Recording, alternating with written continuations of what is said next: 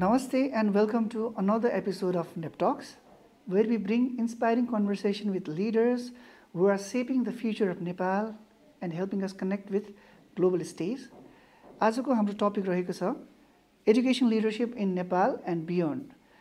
आजको हाम्रो एपिसोडमा गेस्ट हुनुहुन्छ mister Tulsi Ram Rijal sir, who is serving as principal at Rich college of engineering and management since 2009.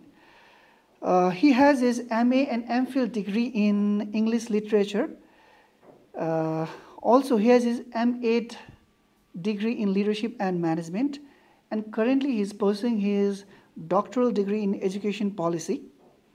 Under his leadership, Rich College of Engineering and Management is focusing on holistic education, interdisciplinary learning, and helping students prepare for 21st century skill. So, welcome to NEP Talk, sir. Yes, namaskar. So, सरको जर्नीबाटै सुरु गरौँ न हैन sir. So जस्तै sir education leadership भनेको one of the critical field of education management भनौँ न. So because as a leader तपाईँले एकाडेमिक आउटकमलाई मात्रै सेभ गर्नु हुँदैन, तपाईँले एउटा कन्ट्रीको फ्युचर, स्टुडेन्टको फ्युचर एन्ड द कम्युनिटीको फ्युचरलाई पनि सेभ गर्नुहुन्छ. सो सरलाई यो एजुकेसन लिडरशिप फिल्डमा चाहिँ के कुराले इन्सपायर गर्यो एन्ड तपाईँको अहिलेसम्मको जर्नी कस्तो रहेछ? हस्, धन्यवाद. पहिले त मैले यो अङ्ग्रेजी साहित्यमा एमए एमफिल त्रिभुवन युनिभर्सिटीबाटै कम्प्लिट गरिसकेपछि त्यसपछि कलेजहरूमा अब यो काम गर्ने सिलसिलामा, इम्प्लोइमेन्टको सिलसिलामा कलेजहरूमा पढाउने, अहिले बिजनेस कम्युनिकेसन, यसै गरी इङ्ग्लिस यिनीहरू पढाउने गर्दा गर्दै फेरि कलेजमा नै इन्भल्भ भएर त्यसको अलिकति प्रशासनिक लिडरसिप पनि ल्याउँ भन्ने हिसाबबाट जर्नीहरू सुरु भयो. जब मैले प्रशासनिक लिडरसिपहरू हेर्न थालेँ त्यसपछि पठन पाठन सब्जेक्टको एक्सपर्टाइज चाहिँ एक ठाउँमा रहन्छ, तर त्योभन्दा पनि माथि फेरि विद्यार्थीहरूको निड, तिनीहरूको होलिस्टिक डेभलपमेन्ट, तिनीहरूको क्रिएटिभिटी अथवा तिनीहरूको इनोभेसन्सहरूलाई कसरी एड्रेस गर्ने, सँगसँगै त्यो एडुकेसनल इन्स्टिट्युसन्सहरूलाई सोसाइटीसँग कसरी इन्भल्भ गराउने र कतिपय डिसिजन मेकिङहरू गर्दाखेरि त्यसको डेप्थ, त्यसको बेस, कुन बेसमा डिसिजनहरू बनाउने, यी धेरै कुराहरू कता कता ल्याकिङ हो कि ममा भन्ने खालको अलिअलि फिल गरेर फेरि मैले होइन एडुकेसनल लिडरसिपसँग सम्बन्धित विभिन्न साहित्यहरू, एभाइलेबल किताबहरू अथवा त्यसमा भएको एक्सपर्टहरूसँग सरसल्लाहहरू गर्ने क्रममा पछि मैले एडुकेसनल लिडरसिपमा नै फेरि अलिकति सानो डिग्री पनि लिउँ नि त भन्ने हिसाबले त्यसलाई पनि लिएर पछि यही एडुकेसनल पोलिसिजहरूमा नै काम गर्दैछु. मेरो अध्ययन पनि यसमा काम गर्दैछु र फेरि सँगसँगै कलेजहरूको पाठ पनि सँगै गइरहेको छ. यसले मलाई कता कता विद्यार्थीहरूको अहिलेको निड के हो, तिनीहरूको चेन्जिङ पर्सपेक्टिभहरू कस्तो हुन्छ, ग्लोबल इन्फ्लुएन्सले हाम्रो यो लोकल अथवा हाम्रो कन्ट्रीलाई पनि कसरी इन्फ्लुएन्स गरिरहेको छ, त्यस्तै गरी टिचिङ लर्निङ. अब पहिले त हामीले पेडागोजी भन्थ्यौँ, अहिले त्यसलाई एन्डागोजिकल कुराहरूमा जाउँ, किन हामी अलिकति ब्याचलर्स लेभलको अलिकति एडल्टहरूलाई नै हामीले पढाउँछौँ. त्यो एन्डागोजिकल पर्सपेक्टिभ के छ, हाम्रो मेथड्सहरूले काम गरिरहेको छ कि छैन, विद्यार्थीहरूको पर्सेप्सनहरू कस्तो छ, यी विभिन्न कुराहरूमा इन्ट्रेस्ट लागेर यी कुराहरूमा नै मैले एक्सप्लोर गर्दै यो कलेजका पठन पाठन लगायत अरू क्रियाकलापहरू अगाडि बढाइरहेको छु. Thank you sir. सो नेपालको एजुकेसन सिस्टम हेर्ने हो भने अलिकति च्यालेन्जिङ नै छ होइन. सो युनिक च्यालेन्जेसहरू जस्तै अब रिसोर्सेसहरूको अलिकति लिमिटेसन्सहरू, तपाईँको टिचर्सहरू टाइममा पाइरहेको हुँदैन होइन. सो सँगसँगै पोलिटिकल इन्फ्लुएन्सको कुराहरू छ. सो यस्तो च्यालेन्जिङ सिचुएसनमा चाहिँ कसरी तपाईँले लिड गर्दै हुनुहुन्छ Rich college of engineering and म्यानेजमेन्टलाई, र तपाईँको पर्सनल च्यालेन्जेसहरू त्यस्तो केही छ कि सर? सही कुरा उठाउनु भयो. अहिले नेपालको एडुकेसनल सिस्टममा नै केही त्यो चेन्जिङ पर्सपेक्टिभहरूलाई हामीले एडप्ट नगरेको त्यो नेपालको होल प्रत्येक कुराहरूमा त्यो प्री प्राइमेरीदेखि लिएर युनिभर्सिटी लेभलसम्ममा देखिन्छ. खास नेपालमा एडुकेसनलको बेस भनेको त्यो ब्रिटिस बेस नै हो. ब्रिटिसले इन्डियामा राज गरेको थियो, ब्रिटिस राज भन्ने नै छ इन्डियासहित अब यो साउथ एसियन कन्टिनेन्टमा. अनि त्यो ब्रिटिस राजका केही कम्पोनेन्ट्सहरू लिएर नेपालमा पनि एडुकेसन डेभलप भएको हो. त्यसमा चाहिँ कस्तो अलिकति लेक्चर मेथड, अलिकति मेमोराइजिङ मेथड सानैदेखिबाट, अनि एकदमै स्ट्यान्डर्डाइज टेस्टहरू केही यसका फिचरहरूमा पर्छन्. र यो संसारले अथवा त्यही ब्रिटिस ब्रिटिसले पनि प्लस अमेरिकन उनीहरूले त्यो आफ्नो मेथडहरूलाई चेन्जहरू गर्दै गएर अलिक ग्लोबल्ली नै कम्पिटेट भयो भनेपछि हाम्रो नेपालमा चाहिँ यही कुराहरूलाई नै हामीले पछाइराख्यौँ। सँगसँगै नयाँ टेक्निकल कुराहरू, टेक्निकल इनोभेसन, विद्यार्थीहरूको अलिकति क्रिएटिभिटी, इनोभेसन्स, यी कुराहरूलाई अलिकति प्रायोरिटाइज नगरेर पुरानै तरिकाले जाँदाखेरि नेपालमा अहिलेको एडुकेसनल सिनारियोमा, एडुकेसनल इन्डस्ट्रिजहरूमा नै यो अलिकति समस्या आएको हो। अब अहिलेको एडुकेसनले इन्डस्ट्रीसँग कसरी लिङ्कअप गर्ने, इन्डस्ट्रीलाई एप्रोप्रिएट भएको कुराहरू एडुकेसन यता युनिभर्सिटीहरूबाट प्रोडक्ट भएको छ कि छैन, यस्ता कुराहरू एसिस भएन। हामी जनरल ब्युरोक्रेटिक तरिकाबाट अगाडि बढ्यौँ। जो पोलिसी फर्मेटेड थियो त्यही पोलिसीलाई इम्प्लिमेन्ट गर्न लाग्यौँ। न त्यो पुरानो पोलिसी हामीलाई कम्प्लिट रूपमा इम्प्लिमेन्ट गर्न सक्यौँ, न नयाँ पोलिसीहरूलाई एडप्ट गरेर नयाँ तरिकाले जान सक्यौँ। त्यो भएर हामी त्यो स्टाटस कोमा नै रहिरह्यौँ। अहिले नेपालको ओभरअल सिनारियो यही नै रहन्छ जस्तो मलाई लाग्छ। युनिभर्सिटीहरूमा पनि हाम्रो त्यही नै मेथड्सहरू छ, अलिकति लेक्चर्स मेथड, अनि त्यही विद्यार्थीहरूले मेमोराइज गर्छ, स्ट्यान्डर्ड टेस्ट दिन्छ, एक्जामिनेसन, त्यो पास हुन्छ, सर्टिफिकेट यही नै छ। तर विद्यार्थीको क्रिएटिभिटीहरूलाई कसरी लाग्ने, रिसर्च बेस अध्ययनहरू कसरी गर्ने, प्रोजेक्ट बेसहरू अध्ययनहरू कसरी गर्ने, त्यो टेक्नोलोजीहरूलाई हाम्रो एडुकेसनमा कसरी एडप्ट गरेर बेनिफिटेड हुने, यस्तो कुराहरूमा अलिकति हामी ल्याक नै देख्छौँ अहिले। र यही सिचुएसनमा हाम्रो कलेजमा पनि भएको कुराहरूलाई अझै त्यसलाई एक्सप्लोरहरू गर्ने र पुरानो कुराहरू पनि आवश्यक कुराहरूलाई एडप्ट गर्ने र अनावश्यक कुराहरूलाई छोड्दै र नयाँ कुराहरू, नयाँ टेक्नोलोजीलाई एडप्ट गर्दै हामी अगाडि बढि नै रहेको छौँ। यो रमाइलो पनि पाटोहरू छ र यो अलिकति रिसर्च गर्नेहरूलाई त यो एकदम राम्रो खालको सडन चेन्जेसहरू हामीले देख्छौँ within short span of time. यसले गर्दा एक प्रकारले यो अगाडि बढ्ने स्ट्रगलिङ नै हामी चलिरहेको छौँ, तर पनि स्टाटस कोबाट अलिकति अगाडि बढ्ने चाहिँ प्रयास हाम्रो छ। सरले भन्नुभएको छ जस्तै एक्जाम सेन्ट्रिक होइन हाम्रो एजुकेसन सिस्टम स्टिल पनि, सो स्टुडेन्ट सेन्ट्रिक नभइकन एक्जाम सेन्ट्रिक, त्यही रट लर्निङ होइन, अलिकति त्यो आउटकम बेसिस, त्यो एकाडेमिक आउटकम बेसिस मात्रै जस्तो देखिन्छ, होलिस्टिक लर्निङ जस्तो त्यस्तो देखिँदैन होइन। सो ग्लोबली हेर्ने हो भने चाहिँ सिनारियो चाहिँ अलिकति स्टुडेन्ट सेन्ट्रिक, स्टुडेन्टको ओभरअल डेभलपमेन्ट कसरी गर्न सकिन्छ भनेर युरोपियन कन्ट्रिजहरूमा चाहिँ होइन, सो त्यस्तो कुराहरू आइरहेको छ। सो सरलाई के लाग्छ सर, नेपालको सिस्टममा चाहिँ यो स्टुडेन्ट सेन्ट्रिक भिजन एन्ड लिडरसिपलाई कसरी इम्प्लिमेन्ट गर्न सकिन्छ होला? यसको विभिन्न तरिकाहरू हुन्छ। जस्तै स्टुडेन्ट सेन्ट्रिक नै हो। मैले अहिले पनि स्ट्यान्डर्डाइज टेस्टको कुरा गरिरहेको थिएँ। अब विदेशमा युरोपियन मुलुकहरूको कुरा गर्दाखेरि अथवा एडुकेसनकै इक्जाम्पल कुन कन्ट्रीको दिने, के गर्ने, यस्तो भन्दाखेरि धेरैबाट हामीले हेर्दाखेरि फिनल्यान्डको, सिङ्गापुरको यस्तो उदाहरणहरू आउँछ। तर उनीहरूको एडुकेसन बेस अलिकति हाम्रो सोसियो इकोनोमिक भन्दा अलिकति फरक छ। त्यो सिनारियो पनि हेर्नुपर्छ, हाम्रो कम्युनियल कुराहरू कस्तो छ, हाम्रो सोसियो इकोनोमिक कन्डिसनहरू कस्तो छ र ती देशहरूको कस्तो छ त्यो पनि हेर्नुपर्छ। यद्यपि उनीहरूले चाहिँ विद्यार्थीको सरले भने चाहिँ होलिस्टिक डेभलपमेन्टको कुराहरू गरिरहेको हुन्छ, न कि एउटा पार्ट मात्रैको। त्यो विद्यार्थीमा भएको पोटेन्सियालिटीलाई मल्टिपल कुराहरूबाट कसरी एक्सप्लोर गर्न सकिन्छ भन्ने कुराहरू हुन्छ र उनीहरूले अलिकति टिचर सेन्ट्रिक पेडागोजीहरूलाई एडप्ट गरिरहेको। जस्तै फिनल्यान्डको कुराहरू गर्नु छ भने teachers should be well equipped, everything टिचर्समा नै उनीहरूले ठुलो लगानी गरिरहेको छ र त्यसैकै आउटकमहरू टिचर्सहरूको आधारमा नै विद्यार्थीहरू उत्पादन गरिरहेको छ। त्यसलाई विश्वको राम्रो इक्जाम्पलको रूपमा हामी लिन सक्छौँ। सँगसँगै अब सिङ्गापुर लगायत इभन अहिले South Korea, even Germany, there are many countries है, धेरै देशहरूमा यो टेक्नोलोजीलाई पनि एडप्ट गरेर विद्यार्थीको होलिस्टिक डेभलपमेन्ट कसरी गर्न सकिन्छ भन्ने तरिकाले उनीहरूले लागिरहेको छन् र विद्यार्थीहरूको अथवा एडुकेसनमा इन्भेस्टमेन्ट अलिकति राम्रो हुनुपर्छ र राम्रो गरेपछि नै त्यसले देश विकासमा अगाडि पुर्याउँछ भन्ने विदेशी अथवा युरोपियन कन्ट्रीहरूको छ भने नेपालको ठ्याक्कै 22 वर्ष छ। नेपालमा चाहिँ अब एउटा एप्रोप्रिएट त्यो रिसोर्सेस नै हामीले सबै स्कुलहरूमा अथवा इभन कलेजहरूमा दिनै सकेको छैनौँ। इभन टिचिङ मेटेरियल्सहरू, अब इन्स्ट्रक्सनल मेटेरियल जो भन्छौँ त्यस कुराहरूमा नै हामी पर्याप्तता छैन भनेपछि एउटा करिकुलम यसका विकनेसेसहरू त छँदैछन्, तर बेसिक कुराहरू पनि हामीले दिन सकिरहेको छैनौँ र शिक्षाको स्तरहरू चाहिँ उठाउन सकिरहेको छैनौँ। त्यसले गर्दा हुनुपर्ने विद्यार्थीको होलिस्टिक डेभलपमेन्टकै लागि हो, तर त्यसलाई अलि एकैचोटि गर्न चाहिँ छैन। त्यसलाई नेपालले ग्रेजुअल्ली एडप्ट गर्दै जाने हो। यति 10 वर्षमा यति गर्ने अथवा 5 इयर्सको यति, त्यसपछि 10 इयर्स, यसरी लङ टर्म बनाउँदै जानुपर्छ र अफ्टरअलमा टेक्नोलोजीलाई एडप्ट गरेर विद्यार्थीको होलिस्टिक डेभलपमेन्ट विकास नहुँदासम्म शिक्षा मात्र एउटा रटान जस्तो अथवा एउटा टेस्ट लिएर त्यसलाई पास गराउने भन्ने मात्रै हुन्छ। त्यसले चाहिँ जबसम्म क्रिएटिभिटी आउँदैन, जबसम्म विद्यार्थीको इनोभेसनलाई हामीले ध्यान दिँदैनौँ, तबसम्म त्यो शिक्षाले देश विकासमा त्यति टेवा नपुर्याएको हाम्रो अहिलेको उदाहरण छ र यो नै त्यस्तै रहन्छ जस्तो मलाई लाग्छ। सो सरले फिनल्यान्डको सिङ्गापुरको मोडलको कुरा गर्नुभयो होइन। सो अभियसली त्यहाँ अलिकति teacher centric, teacher development, student अटोनोमीको कुराहरू होइन, सँगसँगै अब तपाईँको क्लासरुम इन्क्लुसिभनेसको कुराहरूले पनि अलिकति त्यो ग्लोबल मोडल्सहरूलाई दे आर द बेन्चमार्क भनौँ न। सो अब फिनल्यान्डकै बजेट हेर्ने हो भने पनि लाइक आई थिङ्क एजुकेसनमा उनीहरूले 6% अफ द GDP इन्भेस्ट गरिरहेको छ, which is in UNESCO standard एउटा बजेट पनि। नेपालमा 4% भन्दा पनि कम नै छ तपाईँको होइन।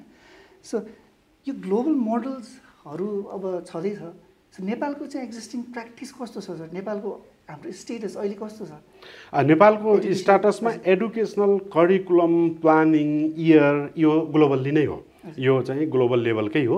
किन यसरी भन्न सकिन्छ भन्दा नेपालबाट प्रोडक्ट भएका जति पनि विद्यार्थी छन् त्यो ग्लोबल्ली एक्सेप्टेड विद्यार्थी हो। अमेरिकामा त्यो जाउँ त्यसले पनि त्यहाँ पढ्न पाउँछ। एउटा तपाईँको एउटा स्ट्यान्डर्ड, त्यसको एउटा इक्विभ्यालेन्सी चाहिँ लगभग उस्तै हो।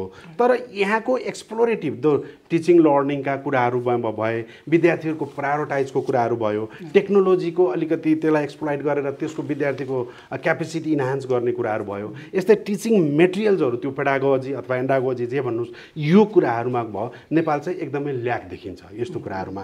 र यी अब अघि नै जिडिपीको कुरा गर्नुभयो, यो सबै कुराहरू आर्थिक पार्टमा, कन्ट्रीको आर्थिक पार्टमा आएर राख्न सकिन्छ। ग्लोबल्ली प्र्याक्टिस कति हो के हो त्यो मैले ठ्याक्कै अहिले भन्न सक्दैन। तर विभिन्न लिटरेचरहरू पढ्दाखेरि के पाइन्छ भन्दा सरले अघि भनेको जस्तै जिडिपीको 6% र टोटल एक्सपेन्डिचर अथवा टोटल बजेटको 20% एराउन्ड चाहिँ एडुकेसन सेक्टरमा जानुपर्छ भन्ने यो धेरै हामीले रिसर्च पेपरहरूमा पनि पढिरहेको हो। अब यसको पनि उपादेयता के कति हो त्यो एउटा पार्ट छ। मलाई चाहिँ कस्तो लाग्छ भन्दा पर्याप्त बजेट चाहिँ शिक्षाको क्षेत्रमा हुन्छ। त्यो विद्यार्थीलाई टेक्नोलोजिकल कुराहरू एडप्ट गर्नलाई होला, टिचिङ लर्निङ मेटेरियल्सहरूको डेभलपमेन्ट गर्नको लागि होला, एक्स्ट्रा करिकुलर अथवा को करिकुलर एक्टिभिटिज रन गर्नको लागि होला, अथवा इक्विटी भन्छ नि त्यो विद्यार्थीहरूलाई अलि समानता अलिकति पोर खालको अथवा अलिकति त्यो एफोर्ड गर्न नसक्ने विद्यार्थीहरूलाई अपलिफ्ट गर्नको लागि होला। यी सबै कुराहरूमा पर्याप्त बजेट भयो भने अनि त्यो बजेटको एप्रोप्रिएट राम्रो तरिकाले युटिलाइज भयो भने मात्रै शिक्षाको स्तर माथि आउँछ जस्तो लाग्छ। अहिले हाम्रो ल्याक कता कता यही कुराहरूमा त्यो बजेट प्लस हाम्रो यो गइरहेको सिस्टम छ यसमा कता कता थोरै म्याच नभएको चाहिँ हामीले देख्छौँ। यो चाहिँ क्लियर हो। यसलाई चाहिँ कसरी हामीले रिजल्भ गर्ने होला सर यो इस्युलाई, यो ग्याप छ नि होइन। सो यस्तै हो नि भने त नेपालको एजुकेसनलाई अझै पनि हामीले त्यो एउटा पावर लेभलमा पुऱ्याउन हामीलाई गाह्रो भइरहेछ जस्तो लाग्छ मलाई होइन। यसमा राज्यले पोलिसी इन्भेन्सन भन्छ नि त्यो इन्टरभेन्सन सुरुमा पोलिसी लेभलमा नै यो गर्ने भन्ने कुरामा लिनुपर्छ। जस्तै शिक्षामा बजेट चाहिँ बढाउनै पर्छ। नेपालको स्थिति शिक्षामा बजेट भएको छैन र यो बजेट बढाउने क्रममा अरू इन्टरनल जस्तै गभर्मेन्ट स्कुलहरूको अहिले त हेरौँ न, मैले अस्तिको एउटा रिसर्च पेपर पढिरहेको थिएँ, लगभग 14-15 हजार स्कुलमा त बिलो तपाईँको 100 स्टुडेन्ट्स भएको छ भनेपछि त्यो मर्जिङ लिएर त्यहाँ सशक्त गर्ने हो कि एउटा पोलिसीहरू त्यो चाहियो। सबैमा नेसनल लेभलले नै त्यसलाई समेट्न नसकेको हुन्छ। त्यहाँ लोकल लेभलका पोलिसीहरू त्यहाँ इन्भल्भ गर्न सक्नु पर्यो। त्यसपछि हाम्रो त अहिले प्रोभिन्सियल कुराहरू पनि छ होइन, त्यसको प्रोभिन्सबाट पनि त्यसले केही एडप्टहरू गर्नु पर्यो र माथि सेन्टर स्ट्रङबाट पनि त्यसले अलिकति केही कुराहरू गरेर एडुकेसनल सेक्टरलाई वेल गराउनु पर्यो। र अहिले टेक्नोलोजीको एरिया यो इन्टरनेटले के गरिरहेछ भन्दा कुनै पनि त्यस्तो एकदमै त्यो in terms of internet access and अरू लर्निङ मेटेरियलको एक्सेस हेर्दाखेरि हामीले जुन स्कुलमा पनि त्यो पुर्याउन सक्छौँ, तर त्यो पुर्याउने वातावरण चाहिँ भइदिनु पर्यो। त्यहाँ पुर्याउने अब त्यसमा पनि बजेटको कुराहरू आउँछ। अनि त्यो सँगसँगै टिचर्सहरूको ट्रेन्ड अब अलिकति ट्रेनिङ पनि टिचर्सहरूलाई दिनु पर्यो। नयाँ टेक्नोलोजी कसरी चलाउने त यो धेरै हाम्रो जस्तो टिचर्सहरू एउटा रिसर्चमा नै मैले यो पढिरहेको थिएँ, लगभग मोर देन 80% टिचर्सहरूले नयाँ टेक्नोलोजीहरू एडप्ट गर्नै सक्दैन भन्ने एउटा अनौपचारिक रिसर्चमा मैले हेरिरहेको थिएँ। यो विदेशी कुनै संस्थाहरूबाट यो आइरहेको थियो होइन। यसले गर्दा टिचर्सहरूलाई पनि टेक्नो फ्रेन्डली गराउनु पर्ने भयो होइन। यी सबै कुराहरू समग्र रूपमा प्लान बनाएर अब एकैचोटि सबै नहुन सक्छ, सडनली छोटो छोटो प्लान बनाएर 2 वर्षमा यो गर्ने 1 वर्षमा यो गर्ने भनेर अगाडि बढ्यो भने विदिन 5 इयर्समा हामीले यो नेपालको शिक्षामा काया पलट नै लिन सक्छौँ। र यसलाई तपाईँलाई यो कुरालाई अझै बुझ्नलाई मैले अलिकति साउथ कोरियन मोडल थोरै मैले भर्खरै पढाए पनि थिएँ, त्यसलाई पनि मैले यहाँ एक्सप्लोर गर्न खोजेँ। त्यो साउथ कोरियामा पनि पहिला नै एडुकेसनल सिस्टम हामीहरूको जस्तै नै थियो, अलिकति मेमोराइज बेस होइन, अलिकति स्ट्यान्डर्डाइज टेस्टहरू थियो, थियो तर उनीहरूले विगत केही वर्षदेखि यस्तो टेक्नोलोजी कुराहरू त्यो एडुकेसनमा इन्भल्भमेन्ट गर्दै कि त्यो उनीहरूको बुझाइ नै के रह्यो अब यो एडुकेसनलाई अपलिफ्ट गरेपछि मात्रै देशको चाहिँ विकास हुन्छ भनेर अहिले साउथ एसियन एडुकेसनहरूमा सबै टेक्नोलोजीहरू गराएर इक्विप्ड गराएर विद्यार्थीहरूको क्रिएटिभिटी इनोभेसनलाई अगाडि बढाएर अहिले ग्लोबलले नै साउथ कोरियामा पनि पढ्न जाने धेरै त्यो एउटा वातावरण बनाइसके त्यस्तो वातावरण हामीले नेपालमा पनि बनाउन सक्छौँ तर त्यसको लागि सबै स्टेक होल्डरहरूले आफ्नो जिम्मेवारी वहन गरेर एउटा टार्गेटेड गोल यो गोलहरू सर्ट टर्म लङ टर्म गोलहरू राखेर हामी अगाडि बढ्न सक्यौँ भने हामी सक्छौँ तर यसको इनिसिएसन चाहिँ राज्यले नै लिनुपर्छ अरू स्टेकहरूले राज्यलाई सहयोग गर्ने हो भन्ने चाहिँ मलाई लाग्छ पक्कै पनि सर यो टेक्नोलोजीको कुरामा मैले फोकस गर्नु भएन होइन अभियसली टेक्नोलोजीले अब डिजिटल रेभोल्युसनको जमानामा छ हामीहरू अहिले हाम्रो भर्खरै पनि टेक्नोलोजिकल रेभोल्युसनबाटै यहाँ चेन्जेसहरू आइरहेको हामीले होइन रिसेन्टली पनि फिल गरिरहेको छौँ होइन सो ह्याभिङ सेड द्याट तर एउटा युनेस्को रिपोर्ट हेर्दै थिएँ मैले सर होइन नेपालको कन्टेक्समा चाहिँ 33% अफ द स्टुडेन्ट्स उनीहरूलाई चाहिँ टेक्नोलोजी एक्सेस नै छैन भन्ने चाहिँ कुरा भइरहेछ कि सो हामीले टेक्नोलोजिकल एडभान्समेन्टमा जानुपर्छ भनेर भनिरहेछौँ तर मोस्ट अफ द स्टुडेन्टहरूलाई टेक्नोलोजिकल एक्सेस नै छैन होइन सो अब यो डिजिटल लर्निङ पनि लिएर आउँदा पनि त्यसलाई चाहिँ एउटा टेक्नोलोजिकल बेसमा त राख्नु पऱ्यो होइन त्यो सो यसलाई चाहिँ यो च्यालेन्ज होइन यो मैले अघि पनि यसको बारेमा कुरा गरेँ त्यो टेक्नोलोजी पनि त्यसको मान्छेलाई एडेप्टेबिलिटी पनि हुनु पऱ्यो कि ग्रेजुअल्ली एडेप्ट गर्नु पऱ्यो अहिले नै जनरल कुराहरूलाई नै ठुलो टेक्नोलोजी लगेर त्यो एकैचोटि युज गर्छन् त्यसबाट रिजल्ट आइहाल्छन् भन्ने चाहिँ होइन तर टेक्नोलोजी नै नबुझेको कुराहरूलाई ग्रेजुअल्ली यसपछि यो भनेर सुस्त हामीले चाहिँ तिनीहरूलाई इक्विप्ड गर्दै गयौँ भने विदिन सर्ट स्पान अफ टाइममा त्यो बच्चाले बुझिसक्छ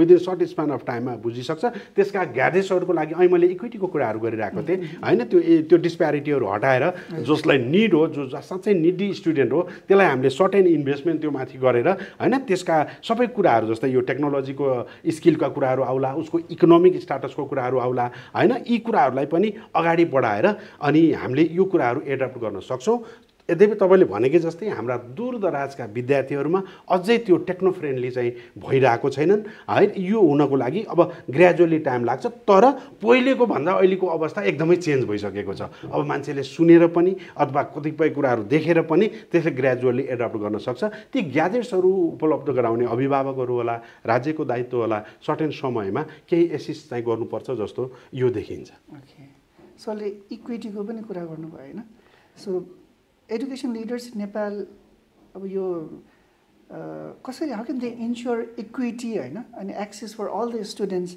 स्पेसली मार्जिनलाइज ग्रुपहरू हुन्छ नि होइन सो उनीहरूलाई चाहिँ कसरी त्यो एक्सेस दिन सकिन्छ होला यसमा चाहिँ यो फिनल्यान्डको मोडेल चाहिँ एप्रोप्रिएट हुन्छ जस्तो मलाई लाग्छ कसरी भन्दा पहिला त्यो विद्यार्थीहरूको पारिवारिक स्थिति इकोनोमिक स्थितिको कुराहरू एसेस गर्ने कल्चरल कुराहरू पनि आउँछ यसमा इकोनोमिकले मात्र पनि ध्यान दिएको हुँदैन होइन यसमा कतिपय कल्चरल पार्टहरू पनि जोडिएको हुन्छ त्यसलाई विस्तृतमा पनि हामी छलफल गर्न सक्छौँ र साँच्चै निड भएको एसेस अहिले पनि मैले भने अहिले त नेपालमा लोकल गभर्मेन्टहरू छन् होइन वार्डमा सबै कुराहरू आइरहेको हुन्छ त्यहाँबाट एसेस गरेर उनीहरूलाई अगाडि बढाउनु पर्यो कि विद्यार्थीहरूको हकमा त सबैलाई इक्वालिटी हुनु पर्यो कोही विद्यार्थी यस्तो अब नेपालको यसमा डिस्प्यारिटी छ अब नेपालको एडुकेसन नै अर्बन एडुकेसन रुरल एडुकेसन जस्तो देखिन्छ जति पनि अलिकति इन्स्टिट्युसनल स्कुल्सहरू होइन प्राइभेट स्कुल पनि भन्न सक्छौँ हामीले यी जम्मै सहर केन्द्रितहरू छन् भनेपछि गभर्मेन्टले रुरल एरियाहरूमा चाहिँ कम्युनिटी स्कुल्सहरू छन् होइन यी कुराहरू यो पनि डिस्प्यारिटी हो स्कुलको हिसाबमा त स्कुलिङ त एउटै हुनुपर्छ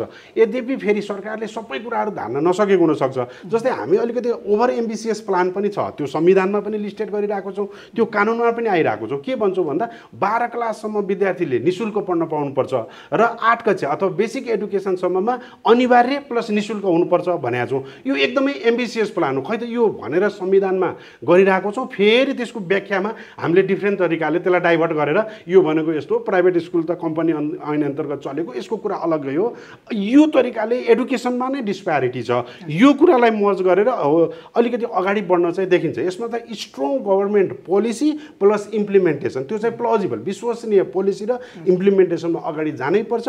होइन यही स्थितिलाई छोडिदियो भने शिक्षामा पनि डिस्प्यारिटी धेरै रहन्छ। झन् यो अहिले आइरहेको छ नि हाम्रो यो क्लास बढ्दै जान्छ। यो क्लासको मेन जड भनेकै एडुकेसन डिस्प्यारिटी हो। यो मान्छेले बुझेको छैन है। यो यसमा चाहिँ हाम्रो हेल्थ र एडुकेसन यो चाहिँ राज्यले लिनै पर्ने जस्तो देखिन्छ। यो इन्टरनेसनल प्र्याक्टिस पनि हो र यो नागरिकको एस्पेक्ट पनि हो। त्यहाँको सिटिजन्सको एक्सपेक्टेसन पनि त्यो नै हो। यो कुरालाई नेपालले प्रोपरली एड्रेस गर्न सकेको छैन। यद्यपि ग्लोबल मञ्चहरूमा चाहिँ हामीले भन्छौँ ठिकै भनिरहेछौँ, व्यक्तिगत कुराहरूमा त्यसमा छैन।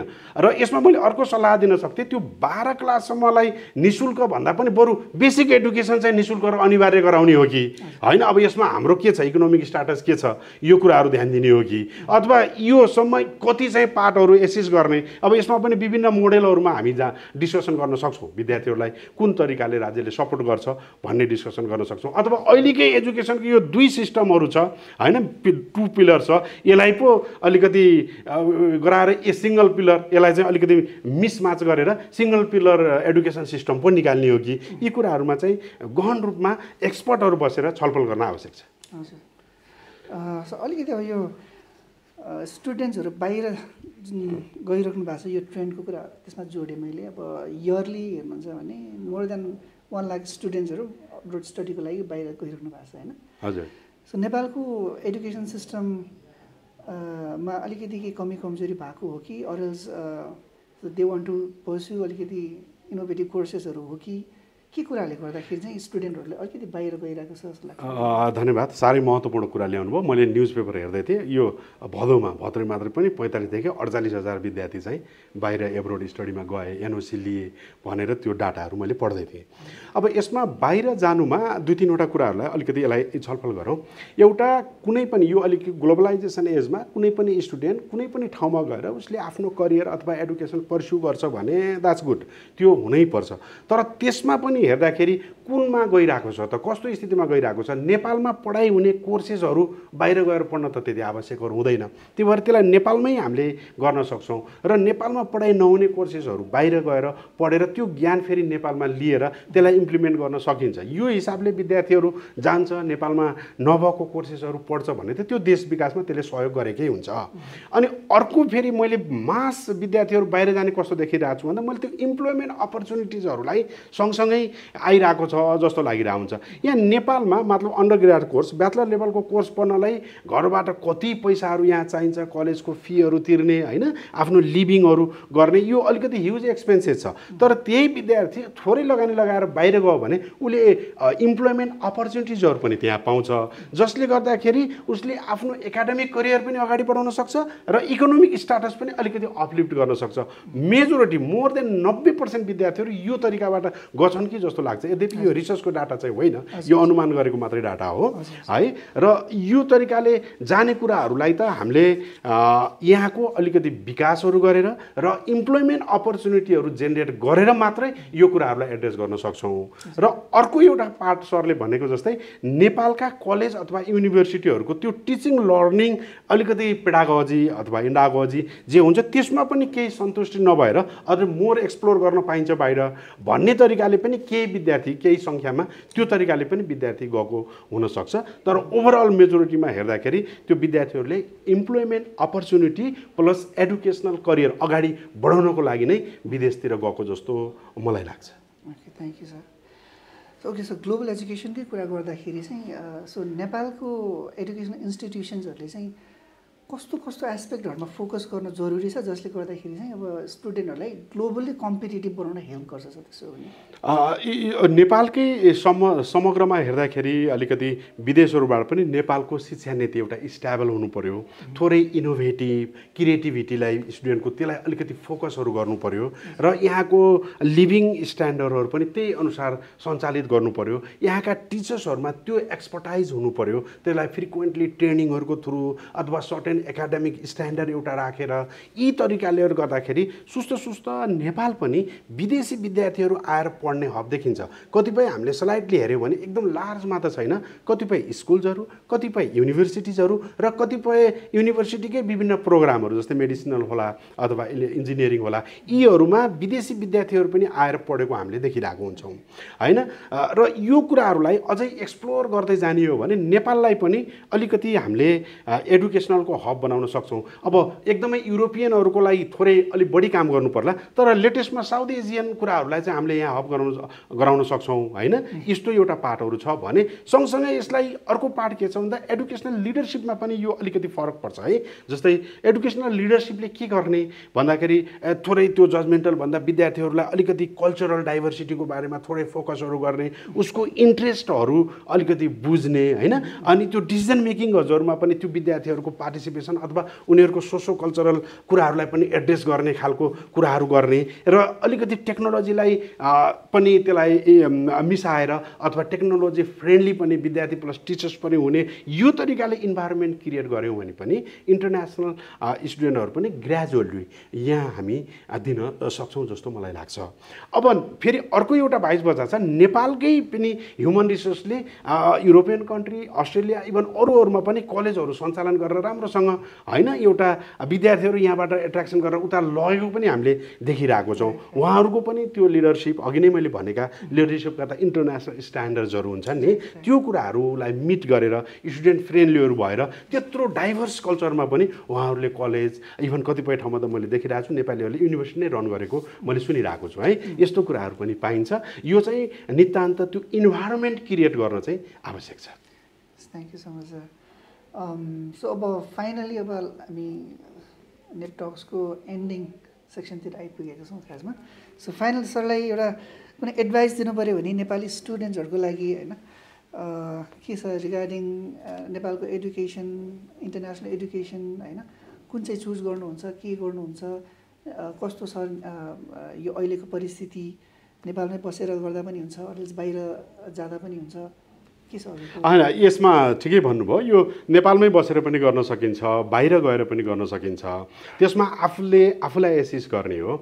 यहाँ नेपालमा नभएको सब्जेक्ट्सहरू अथवा भएको पनि तपाईँ बाहिर पढ्न जानुहुन्छ भने तपाईँले त्यहाँको लिभिङ स्ट्यान्डर्ड हेर्नु पऱ्यो, त्यहाँको युनिभर्सिटीको फीहरू हेर्नु पऱ्यो। यी सबै कुराहरू मिट गर्न सक्नुहुन्छ तपाईँ र त्यहाँको स्किलहरू लिन सक्नुहुन्छ भने तपाईँ बाहिर जाँदा पनि हुन्छ, जानै हुँदैन भन्ने पनि त्यो छैन है। तर तपाईँ एस्योर चाहिँ के हुनु पऱ्यो भन्दा स्थितिमा मलाई घरबाट फीहरूको लिभिङ स्ट्यान्डर्डहरू मिट हुन्छ भन्ने कुराहरू तपाईँ एस्योर हुनु पऱ्यो।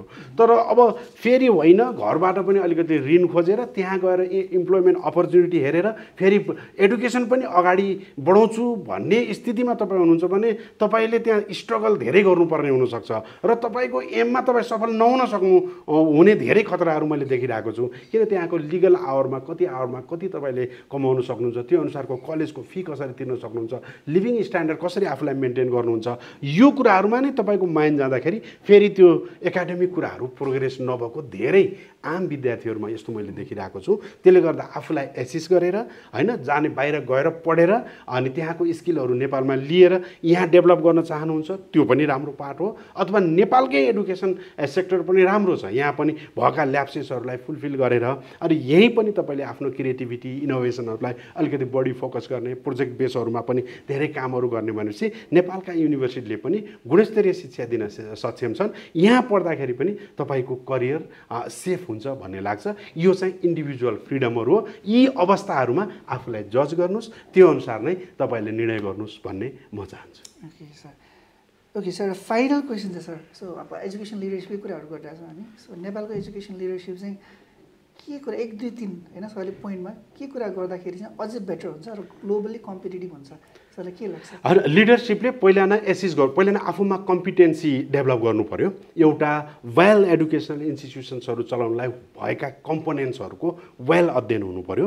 त्यसपछि तपाईँको कम्युनिकेबल स्किल्सहरू अलिकति डाइभर्सिटीमा तपाईँ जाँदै हुनुहुन्छ भने वेल कम्युनिकेटेड यो कुराहरू तपाईँमा आउनु पर्यो।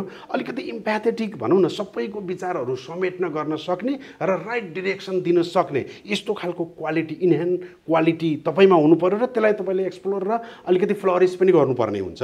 यी कुराहरू तपाईँमा चाहिन्छ। तपाईँ अलिकति टेक्नो फ्रेन्डली पनि हुनुपर्ने हुन्छ अहिले यो स्थितिहरूमा र तपाईँले सिचुएसनल्ली अगाडि मुभ गर्न सक्ने त्यो ड्राइभ भन्छौँ हामीले, त्यो सर्टेन गोल एचिभ गर्छु भन्ने त्यो ड्राइभ पनि तपाईँमा हुनुपर्छ। यति कुराहरू भयो र इन्स्टिट्युसनल कन्फ्लिक्ट्सहरूलाई वेल म्यानेज गरेर तपाईँ अगाडि बढ्न सक्नुभयो भने नेपालमा मात्रै होइन ग्लोबल्ली पनि you can be a good leader. यो कुराहरू चाहिँ गुड लिडर हुन्छ। लिडर र लिडरसिप चाहिँ फरक कुराहरू हो। लिडरसिपले होल इन्स्टिट्युसनल होल कम्युनलको डेभलपमेन्टको कुराहरू गर्छ भने लिडरले कता कता अलि सेल्फिस टाइपको सेल्फ ग्रोथ होइन सेल्फ एचिभमेन्ट सेल्फ ग्लोरिफिकेसनको कुराहरू गर्छ। यद्यपि त्यो लिडरसिपहरूबाट नै लिडरसिप डेभलप हुने हो। राम्रो लिडर्स भयो भने राम्रो लिडरसिप डेभलप हुन्छ। यी मैले अहिले भनेका कुराहरूलाई अलिकति मनन गरेर त्यही अनुसारको एक्ट गऱ्यौँ भने लिडरसिप वेल हुन्छ नेपालमा पनि प्लस ग्लोबल्ली पनि तपाईँले you can lead the institutions. Amazing, thank you so much Tulsi sir. So thank you so much for our viewers. आजको सेसन हामी यति नै गर्दैछौँ। फर्दर एपिसोड्सहरू लिएर आउँदैछौँ next week. So till then stay tune. Thank you. Okay, thank you.